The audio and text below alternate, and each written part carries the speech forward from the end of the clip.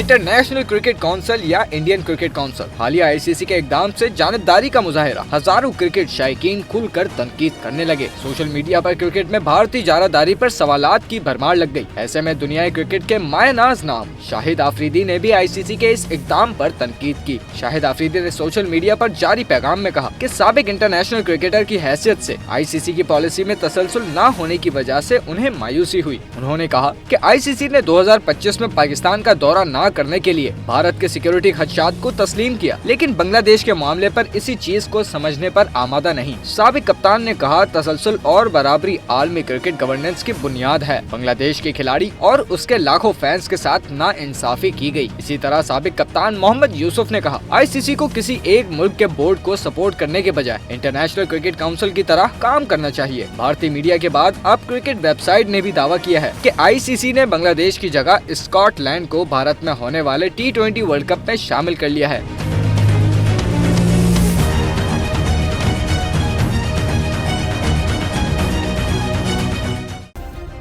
Subscribe करें और bell दबाएं ताकि कोई खबर रह न जाए।